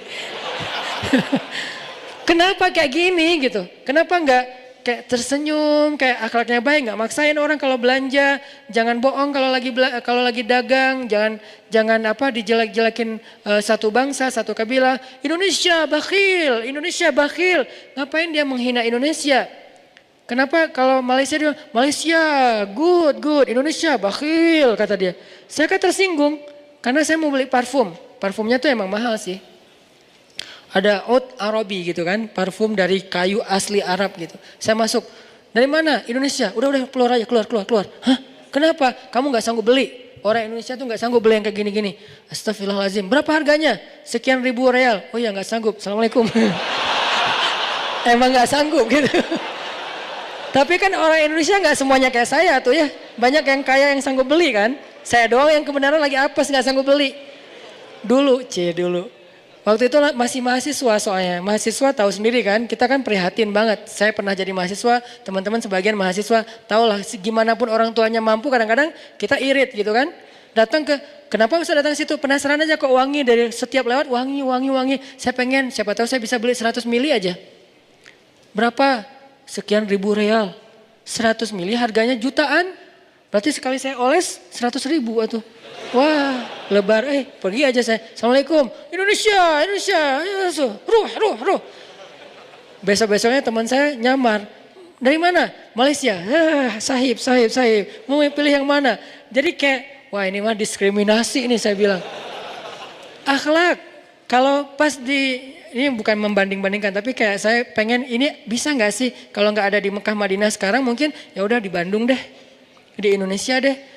Orang Jepang nanya, dari mana? Indonesia. Wah Indonesia. Dia kayak senang. Padahal kan kita banyak impor barang dari mereka kan. Jadi mereka kayak ngerasa, oh kalian kan ngambilnya dari saya. Nggak ngerasa gitu, kayak ngerasa besar kepala. Ini akhlak teman-teman. Di mana dalil yang kita baca, kok nggak terwujud dalam akhlak kita? Gimana cara mereka menghargai orang lain? Gimana cara, walaupun tetap ada masalah pasti. Nggak ada manusia yang sempurna. Pasti ada, saya kan nggak mau membahas sisi negatifnya. Karena saya nggak mau menjudge. Ada sih sisi negatifnya, masalah mental mereka yang rapuh, masalah sampai tuh ada yang aneh-aneh di sana tuh. Katanya nggak mau dibahas Ustadz. Ya udah deh, nggak usah dibahas. Ini dikit aja nih, penasaran. Ini kan kayak pecin gitu ya. Kayak cemilan yang ada pecinnya kan enak gitu kan udah makan. Sampai teman saya bilang gini, Ustadz tahu nggak di sini tuh banyak jasa-jasa unik loh. Ya apa? Ada jasa teman curhat. Saking nggak punya teman curhat, ada jasa kalau jadi teman curhat dibayar. Jadi kalau yang kurang kerjaan, kita bisa ke Jepang jadi teman curhat. Siapa yang butuh curhat, saya siap menjadi teman curhat. Sejam dibayar sekian yen. Itu jadi dengerin aja, oh gitu ya, kasihan banget. Sabar ya, nah, gitu doang. Jadi kerjanya tuh gitu doang, sabar ya, aduh kasihan. Udah beres gitu, bayar pergi. Nanti ada yang online lagi, saya butuh curhat, datang. Ada yang kayak gitu, ada yang teman jasa untuk jadi sandaran kepala untuk dia bersandar ketika dia sedih. Jadi kayak wah, jasanya tuh cuman ini doang. Kita datang hanya untuk jadi sandaran karena dia nggak tahu nyandar ke siapa, nggak ada teman. Teman mereka tuh cuma partner kerja, keluar dari kantor udah nggak kenal gitu. Akhirnya kayak butuh kehangatan atau kenyamanan ya. Sampai ada jasa teman curhat dan lengan untuk dia tidur di atasnya. Nggak ngapa-ngapain, cuma taruh lengan doang. Tapi curhatnya di tempat tidur, cuman jangan kemana-mana ya. Cuman segitu doang curhat. Ya aku ditinggalin sama anak-anakku. Iya kasihan. Teman-temanku tuh pada cuek sama aku. Oh gitu. Terus curhat semalaman udah beres. Transfer jangan lupa ya. Oh iya. Ada yang kayak gitu-gitu sih. Cuman ya namanya juga makhluk kan ya. Gak ada yang sempurna kecuali ketika dia mengamalkan agama Allah. Masalahnya bukan itu. Mereka kayak gitu wajar karena mereka gak beriman. Orang beriman kok bisa kehilangan akhlak moral yang keren-keren yang sekarang ada sebagiannya di mereka. Ini PR-nya yang kita mau bahas. Gimana caranya? Bukankah Nabi mengajarkan itu? Sampai Nabi mengatakan kalau ada orang yang berbuat baik kepadamu katakanlah jazakumullahu khaira jaza atau ahsanal jaza khairan katsira, bebas deh yang penting khairan. Jangan su'an, jangan sayyi'ah, jangan khairan. Khairan itu banyak. Ahsanal jaza, khairan katsira atau jazakumullahu khairan, boleh juga. Semoga Allah membalasmu dengan kebaikan yang lebih banyak. Itu artinya kita udah menghargai orang lain dan dengan ekspresi yang bukan jazakumullahu khair. Enggak gitu sih. Jazakumullahu khair. Ekspresi itu Nabi banget loh, karena Nabi itu orangnya ekspresif. Ekspresi Nabi itu selalu menyenangkan orang yang di sebelahnya dan Nabi itu orang yang sangat menghargai orang lain. Makanya teman-teman akhlak ini jadi jadi displaynya Islam. Kalau kita pengen memperkenalkan Islam kepada orang lain yang belum beriman, bukan dengan dalil dulu, tapi dengan akhlak. Baru setelah akhlak, nanti kita fahamkan dia tentang ayat-ayat Allah, tentang hadis-hadis Rasulullah. Mudah-mudahan dia nggak akan menjebak kita dengan kalimat, katanya lo paling Islam kok nggak ada akhlaknya. Nah ini kan jadi bumerang ya buat kita ya. Umat Islam, terutama di Bandung, di Indonesia, kita anak muda. Yuk kita coba praktekin akhlak-akhlak Nabi. Termasuk kayak, nih ya, saya pengen baca beberapa kisah yang saya catat tentang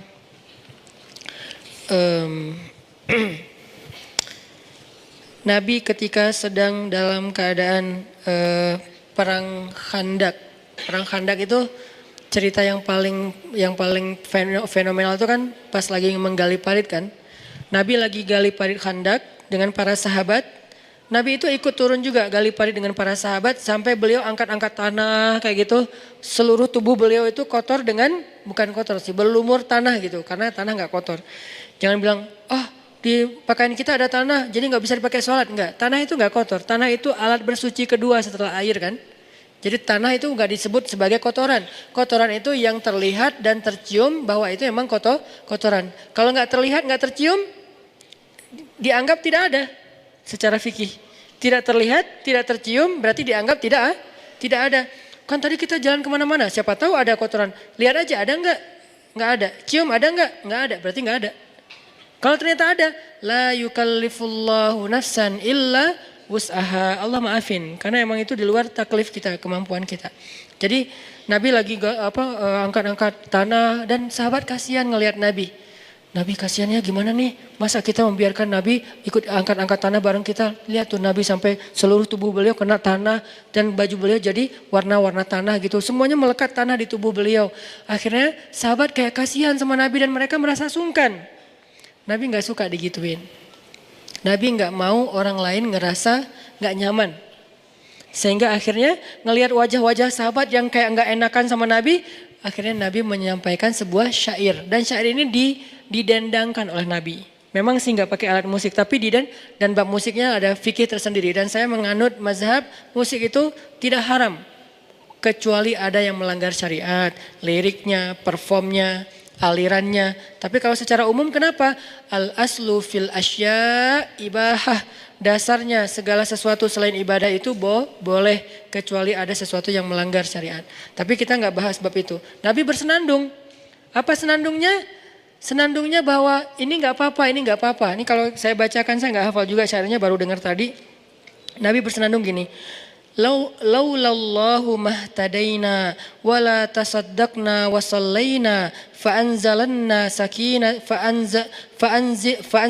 sakinatan alaina wa thabbitil aqdama in laqina inna idza qaumun baghaw alaina wa in aradu fitnatan abaina. Kalimat yang penting di sini menurut saya abaina. Abai itu dari bahasa Arab jadi bahasa Indonesia. Mengabaikan. Abaikan itu bahasa Arab, jadi bahasa Indonesia. Kata Nabi, inna idza qaumun baghaw alaina wa in aradu fitnatan abaina kata Nabi. Kita adalah kaum. Kaum di sini artinya kaum muslimin. Kita adalah kaum yang kalau orang mencela kita, kalau orang memfitnah kita, kalau bahasa sekarang kalau orang membuli kita, abaina. Kita abaikan. Tidak kita ladeni. Itulah sunnah Nabi. Bayangkan, luar biasa kan ajaran Rasulullah SAW. Ini termasuk dalam etika kita bersosial media. Kalau orang head speech buat kita, kalau orang ngebully kita, kalau orang nge-hate kita di dalam sosial media, abaina. Kita abaikan. Gak boleh diladeni. Ini Nabi bacakan ketika para sahabat merasa gak nyaman. Nabi ikut angkat-angkat tanah bersama mereka. Lalu Nabi bersyair. Kalau kita terjemahin satu persatu kata Nabi, laulallahu mahtadaina. Kalau bukan karena Allah kita nggak dapat petunjuk. Wala tasaddaqna wasallaina. Kita nggak akan ngerti cara untuk bersedekah dan sholat. Fa'anzalanna sakinatan alaina. Lalu Allah turunkan kepada kita ketenangan. Wathabbatil aqdam in laqina. Allah kuatkan langkah kita ketika kita menemukan musuh. Inna. Sungguh kita adalah kaum bagau, idza qaumun bagau alaina, kita adalah kaum yang jika ada orang yang berbuat jahat kepada kita, bagau itu kayak nge-hate kita, wa in aradu fitnatan, dan memfitnah kita, abaina kata Nabi. Tapi enggak ada riwayat seperti apa senandung Nabi, sehingga saya tidak bisa mencontohkan senandung iramanya. Beda dengan pas bangun Masjid Nabawi, ada juga senandung Nabi. Kata ini sahabat yang pertama, mereka bilang gini, la isha illa ishal akhirah, Allahumma arham ansara wal muhajirah, la in qa'adna wa nabiyyu ya'malu, fadhaka minnal amalul mudallalu, la isha illa ishal akhirah, Allahumma arham ansara wal muhajirah. Diikuti rame-rame. Kebayang ya? Ini acara mereka lagi bangun masjid tapi sambil bersenandung supaya enggak boring. Kan kata Ali bin Abi Thalib, rawihul qulub, senangkan hati kalian. Supaya apa? Karena hati itu kadang juga bisa bosan, sebagaimana tubuh juga bisa capek. Maka rawihul qulub. Akhirnya Ali juga sambil ngangkat-ngangkat, sambil nyemen gitu, dia ngecor. La in qa'adna wa nabiyyu ya'malu, fadzaka minnal amalul mudallalu. Mereka saling, yang ujung sana, la in qa'adna wa nabiyyu ya'malu. Coba nanti para penyair, para komposer lagu bikin ini jadi salah satu lagu favorit anak muda. Karena ini adalah lagu yang dibaca oleh mereka. La isha illa ishal akhirah. Kita nyebutnya nasyid. La isha illa ishal akhirah. Allahumma arham ansara wal muhajirah. Yang ujung sana ngelihat, wah Seru ya, yang kelompok ini kan mereka beda-beda kelompok kan. Ada yang bagian ngecor, ada yang bagian apa, ada yang bagian apa. Ada yang ngaduk-ngaduk semen, ada yang pasirnya dihalus-halusin gitu kan. Bagi-bagi tugas nih. Yang pojok sana, wah kita yuk, kita lebih bagus lagi. Akhirnya kan saut-sautan gitu. Siapa yang paling kelompoknya suaranya bagus. La in qa'adna wa nabiyyu ya'malu sambil bawa-bawa batu. Fadzaka minnal amalul mudallalu. Artinya apa? Kalau kita duduk-duduk aja, Nabi itu bekerja loh. Apa kita nggak malu? Itu maksudnya. Lain qa'adna wa nabiyyu ya'malu. Kita masa duduk-duduk aja sementara Nabi bekerja. Fadzaka minnal amalu mudallalu. Kalau gitu malu-maluin dong kita di depan Nabi. La 'aisha illa 'aishal akhirah. Tidak ada kehidupan yang nyaman kecuali nanti di akhirat. Dunia emang kayak gini, jadi nggak usah ngeluh kalau kita angkat batu, nggak usah ngeluh kalau kita capek, nggak usah ngeluh kalau kita sakit badannya, nggak usah ngeluh. Kenapa? La insya illa insyal akhirah. Tidak ada hidup yang nyaman kecuali nanti di akhirat. Allahummarham ansara wal muhajirah. Ya Allah rahmatilah orang ansar dan muhajirin.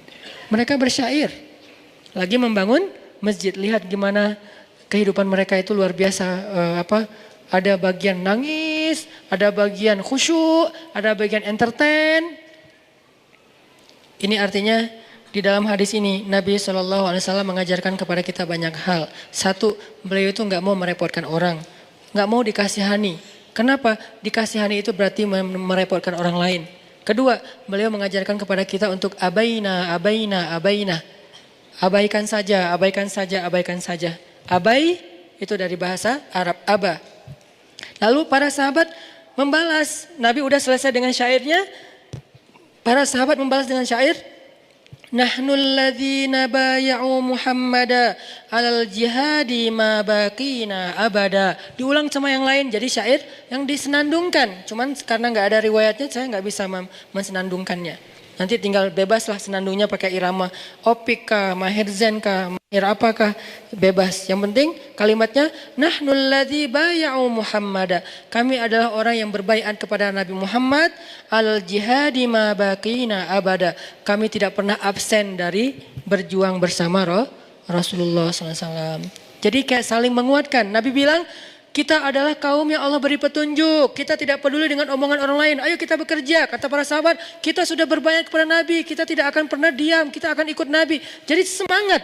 Coba lihat adegan ini dari angle itu spirit yang luar biasa. Saling menguatkan. Sampai Nabi pernah melihat ada seorang sahabat lagi angkat batu. Ketiban dengan batunya.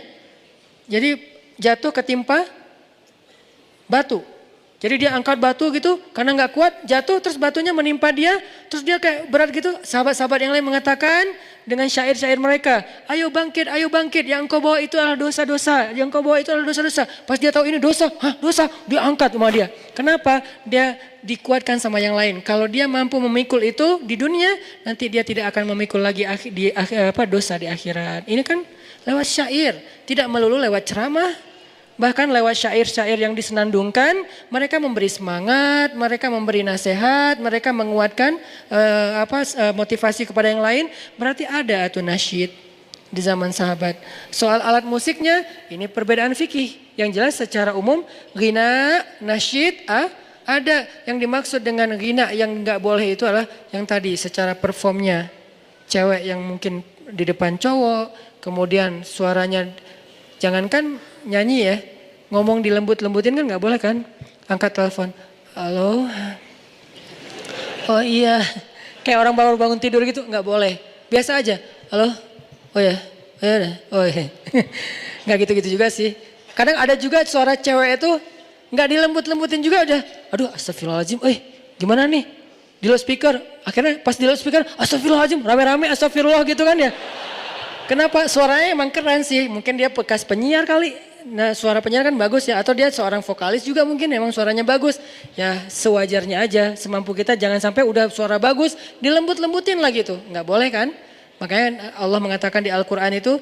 Janganlah kalian melembut-lembutkan suara kalian ketika kalian berbicara. Kenapa? Takutnya nanti ada orang yang hatinya itu nggak siap. Nggak semua cowok itu, gue biasa aja. Yang lain nggak gitu. Ada yang kita biasa aja, ada yang teman kita udah luar biasa. Diam-diam dia kayak gak bisa tidur gitu. Bagus banget ya suaranya ya, gitu kan. Ada gak sih yang kayak gitu? Ada. Kita pernah gak sih kayak gitu? Pernah, jujur aja. Pernah gak kita kayak gitu? Pernah, dan saya juga pernah. Sengaja Ustaz, hampir. Maksud hampir sengaja, gak sengaja nelfon. Aduh astagfirullah, udahan ya. Assalamualaikum, Waalaikumsalam. Kenapa Ustaz? Suaranya keren. Ada yang kayak gitu, ada. Ya, makanya ya kalau gak berlebihan, bukan cewek. Terus juga performnya gak berlebihan juga. Musiknya gak berlebihan, artinya yang heboh banget. Ini sebagian ulama masih membolehkan, tapi sebagian ulama mengatakan tidak. Allahu a'lam, dua-duanya pakai hadis. Yang enggak membolehkan hadis Bukhari, yang membolehkan hadis Bukhari Muslim. Mana yang mau dipilih? Dua-duanya hadis sahih. Walaupun menurut masing-masing pendapat, yang ini ada cacatnya riwayat, yang ini juga ada cacatnya riwayat. Kata pendapat pertama, yang itu Bukhari Muslim cacat riwayatnya. Yang Bukhari Muslim, yang Bukhari itu ada satu periwayat yang dia sebetulnya diragukan kesikohannya. Ini nih perdebatan fikih dan perdebatan hadis. Kita nggak usah ikut-ikutan, tinggal pilih saja. Yang mengatakan ini hadis Bukhari nanti akan ada di satu masa menghalalkan musik dan segala macam zina, khamar, musik. Ini hadis Bukhari. Kata ulama ini, di situ ada yang cacat periwayatnya. Allahu alam. Saya respect sama yang mengambil pendapat itu. Tapi yang ini Bukhari Muslim. Di mana nyanyinya? Di rumah Nabi, di sebelah masjid bersama Aisyah. Ketika Abu Bakar datang ke rumah Aisyah, Abu Bakar melihat di situ ada dua orang anak kecil perempuan temannya Aisyah sedang bernyanyi dengan alat musik. Kemudian di sebelahnya Nabi Nabi berbaring dan menutup kepalanya dengan kain, istirahat. Di sebelah Aisyah. Lalu Abu Bakar mengatakan, amizmarus syayatin fi baitin Nabi. Kenapa ada seruling setan di rumah Nabi? Kata Abu Bakar. Kenapa? Abu Bakar menganggap ini salah. Amizmarus syaitan fi baitin Nabi. Kenapa ada seruling setan di rumah Nabi? Ayo bubar, kata Abu Bakar. Nabi membuka tutup mukanya, mengatakan, da'hunna ya Abu Bakar. Biarkan mereka Abu Bakar. Hari ini hari raya kabilah mereka. Hadis Bukhari Muslim. Terus gimana ini?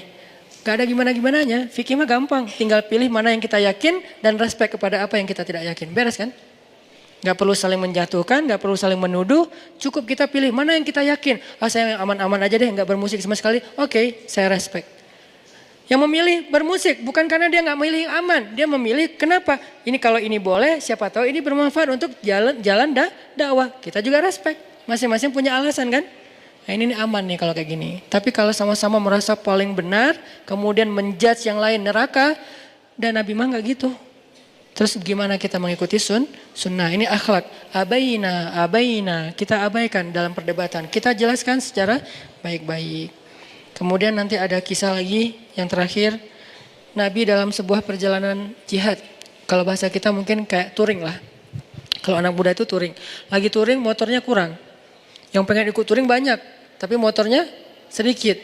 Yang pengen ikut jihad 1000. Motornya 300. Kudanya 300. Ontanya 300, yang mau ikut 1000. Gimana? Kata Nabi, satu onta dipakai untuk 3 orang. Caranya gantian. 1 orang naik, 2 orang jalan. Nanti gantian setelah beberapa ratus meter atau 1 kilometer gantian. Jadi ganti-gantian naiknya. Nah kata Nabi, aku bersama Ali dan Abu Lubabah bertiga. Nabi, Ali, Abu Lubabah. 3 orang ini. Abu Lubabah nanti juga ada kisahnya yang minta sedekah tapi gak dikasih kan. Banyaklah kisah sahabat. Nabi, Ali, Abu Lubabah. Yang paling lemah di antara mereka, Abu Lubabah sih sebetulnya. Kalau Nabi dan Ali kan kuat ya, Abu Lubabah. Nah jalanlah nih bertiga. Abu Lubabah naik pertama, Nabi jalan. Ketika Nabi berjalan, Abu Lubabah sama Ali saling pandang-pandangan. Kata Ali, maksudnya turun. Masa Rasul jalan, kamu di atas? Abu Lubabah, turun. Terus mereka jalan, kata Rasul, kenapa kok turun? Ya Rasulullah, kami gak enak naik kendaraan sementara engkau berjalan kaki. Apa jawaban Nabi? Ma antuma aqwa minni ala sair, wa ma ana aghna minkuma anil ajr. Kalian itu gak lebih kuat daripada saya dalam berjalan, dan saya juga sama membutuhkan pahala sama dengan kalian. Ini cara Nabi menghargai. Jadi kita sama-sama butuh pahala. Emang kalian doang yang pengen pahala, saya juga pengen pahala. Nabi ngomong kayak gitu. Padahal pahala Nabi kurang apa coba? Tapi Nabi masih mengatakan, saya juga butuh pahala sama dengan kamu. Dan kamu juga belum tentu lebih kuat daripada saya dalam berjalan. Jadi kita sama aja udah santai, giliran. Akhirnya Abu Lubabah duduk nggak nyaman gitu. Aduh nggak enak, Rasulullah jalan. Tapi ya gimana ya, saya turun ntar dimarahin, udah deh jalan. Terus pas Abu Lubabah turun, Ali, Rasulullah duluan. Ali naik, Rasulullah. Akhirnya Ali naik. Giliran Rasulullah naik, Abu Lubabah sama Ali nih. Mereka saling menghargai ya. Abu Lubabah sama Ali pura-pura lupa. Biarin aja Nabi yang lama gitu. Udah sampai batasnya nggak diingatin. Nabi ingat sendiri coba. Bukan, oh maaf ya lupa soalnya. Nggak gitu Nabi mah. Jadi kalau udah per 1 kilo, giliran Nabi udah 1 kilo kurang lebih. Nabi langsung turun. Kata Ali, belum ya Rasulullah, baru juga sebentar. Udah kata Rasulullah. Abu Lubabah belum kan? Belum ya Rasulullah, kami juga menghitung. Belum, kayaknya baru sebentar Nabi. Udah kata Nabi, kalian gak lebih kuat dari aku. Dan aku juga butuh pahala sama dengan kalian. Ini akhlak.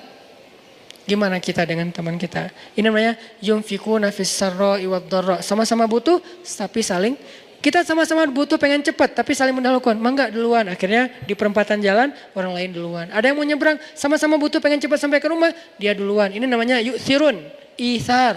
Bisa nggak kita kayak gitu? Jadi teman-teman,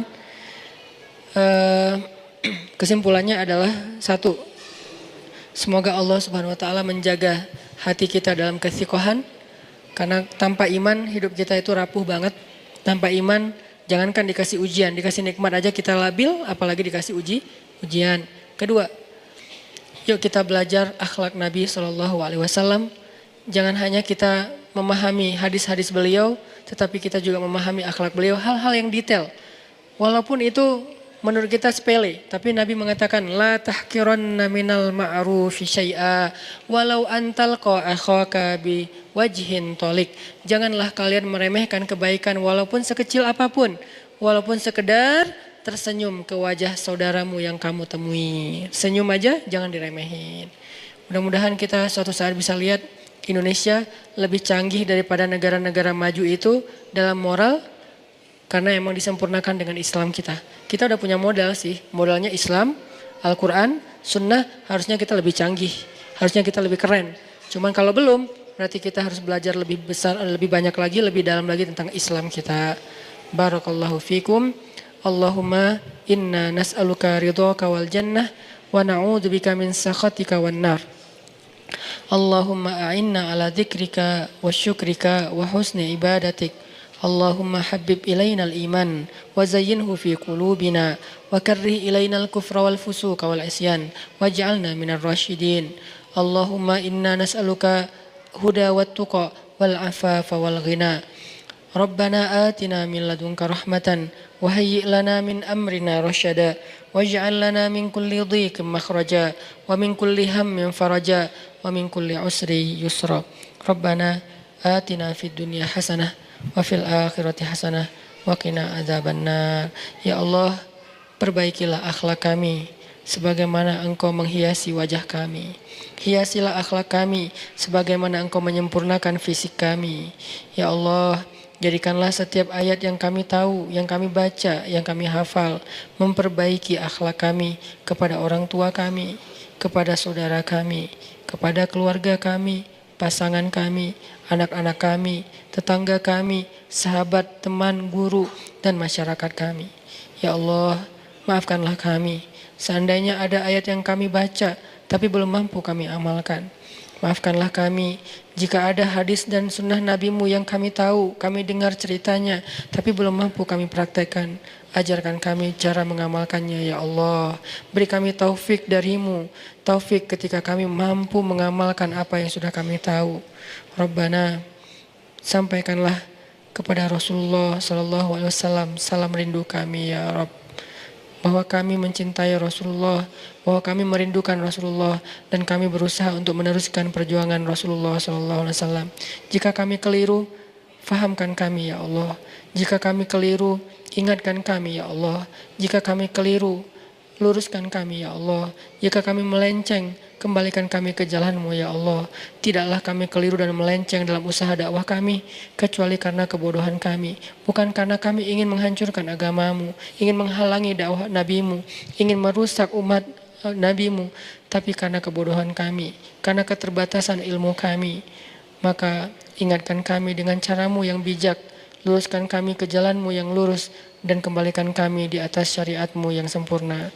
Rabbana, beri kami hasanah di dunia, beri kami hasanah di akhirat, dan jagalah kami, peliharalah kami dari api neraka. Subhanakallahumma wa bihamdika, asyhadu an la ilaha illa anta, astaghfiruka wa atubu ilaik. Terima kasih buat teman-teman semuanya. Barakallahu fiikum. Assalamualaikum warahmatullahi wabarakatuh.